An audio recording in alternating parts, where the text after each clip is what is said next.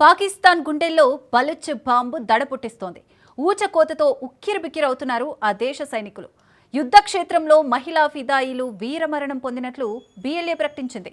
కొద్ది రోజులుగా బలూచిస్తాన్ ప్రావిన్స్లో నెత్తుటి యుద్ధం ఏరులై పారుతోంది. మునీర్ సేనలు బలూచ్ తిరుగుబాటుదారుల మధ్య భీకర పోరు నడుస్తోంది. తుపాకుల మోత ఆగడం లేదు. అటు పాక్ ప్రభుత్వం, ఇటు బిఎల్ఏ భారీగా ప్రాణ నష్టం జరిగినట్లు పరస్పర ప్రకటనలు చేసుకుంటున్నాయి.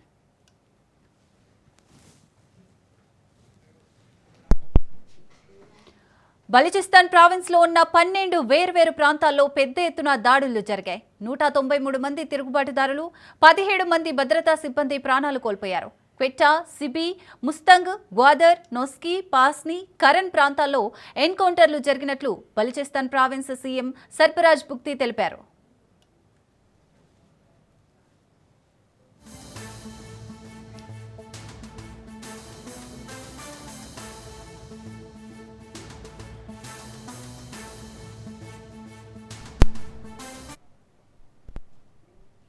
స్థానిక పౌరుల వేషధారణలో ఉన్న బలూచ్ రెబల్స్ పాఠశాలలు, బ్యాంకులు, మార్కెట్లు, ఆసుపత్రుల్లోకి ప్రవేశించి కాల్పులకు తెగబడుతున్నారని పాకిస్తాన్ మిలిటరీ ప్రకటించింది. ఆత్మాహుతి దాడుల్లో 2 మహిళలు పాల్గొన్నట్లు గుర్తించామన్నారు పాకిస్తాన్ డిఫెన్స్ మినిస్టర్ ఆసిఫ్. భద్రతా దళాలను లక్ష్యంగా చేసుకుని హీరో పేరుతో ఆపరేషన్ను ప్రారంభించినట్లు బిఎల్ఏ స్పష్టం చేసింది. కొన్నేళ్లుగా హింసాత్మక ఘటనలతో 2024లో 787 మంది, 2025లో 956 మంది చనిపోయినట్లు ప్రభుత్వ గణాంకాలు వెల్లడిస్తున్నాయి.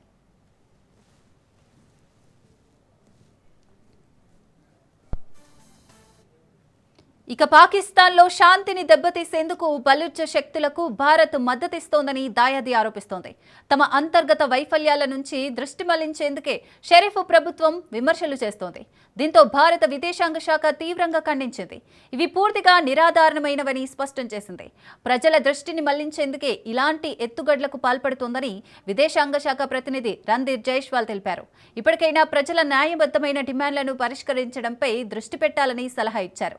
మానవ హక్కుల ఉల్లంఘన, అణచివేతలో పాకిస్తాన్కు దారుణమైన రికార్డుందన్నారు రణ్ధీర్ జైస్వాల్.